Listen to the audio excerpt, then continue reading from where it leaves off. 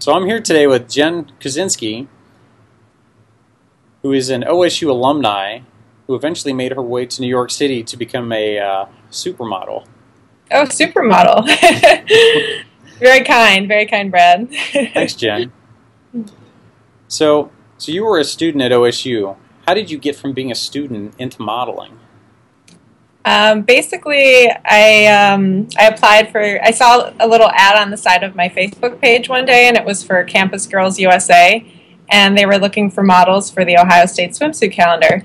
So I submitted some of my photos, not really expecting anything, and they called me, and they gave me a free photo shoot, and then I was made into Miss November. And after making that, it's such a funny photo. It's me in a cornfield smiling with fake nails and like curly hair. Very Ohio, I guess. But after I had that photo shoot, I submitted some of those photos internationally, and I got picked up by an agency in Greece. So that was where I went. Dropped out of school, even though I had straight A's, and I went to Athens, Greece.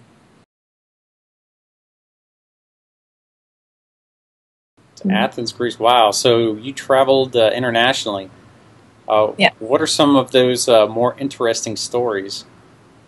Well, Athens was really difficult. It was one of the first times of ever like traveling. I didn't travel much growing up at all, so just to be I was on my own, 20 years old, and dropped in a foreign country. I could barely read an English map, let alone a Greek one, so I was lost all the time. And when I first got there, the agency I had signed with was apparently the best agency in Greece.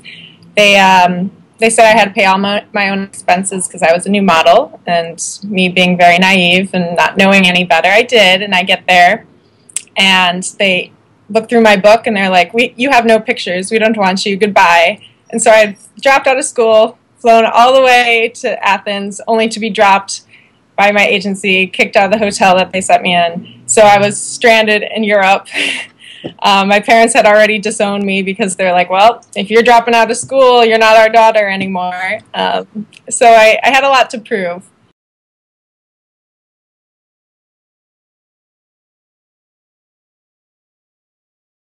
So you made it a long way from Greece. So you were recently on a model on Project Runway. So, yes. Yeah, so tell us about your experience and your prior connection with the designer that you worked with. My designer was Ivy Higa, and it was strange. When I first came to New York as a model, I was finding a lot of my jobs off Craigslist.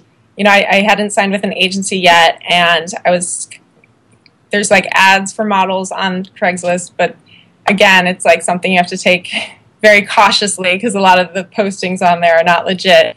And there was a designer that was looking for a model for her lookbook or something. So I met Ivy 4 years prior to the show for coffee, and we talked, and I showed her my book, and I actually wasn't in New York that long when I first came here to model, but I had met her previously. So when I was booked for the show, Project Runway All-Stars 2, they had already assigned us our designer, and we didn't know it. We didn't have any pick in that.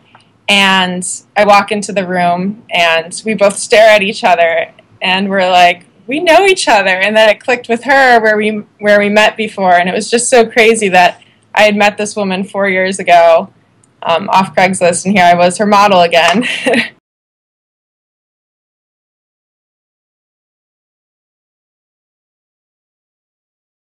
So what was it like being a model on Runway?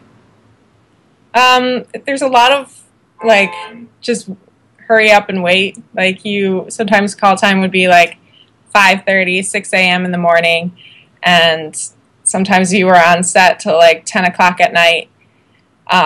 They show one like episode a week, but I mean they basically had a challenge every other day, and so these designers were exhausted. They would be given a challenge, have to work all day, fit us, and then the next day was runway day, where they had to have us in hair and makeup and make sure the clothes fit perfectly. And then that was one day after the next. And so, like my designer on her previous season, she had passed out from exhaustion. So it was very intense for the designers. Thankfully, it wasn't as intense for the models, but we had to be in the waiting room for a lot of the time, just waiting for our turn to go down the runway. And what you see is very much edited. You know, we actually walked down that runway at least 3 times, and we pause at that runway for sometimes 3 minutes while a camera just goes around every angle of our bodies. But what you see is obviously not that. So perfectly edited, but very quick turnover. You know, it's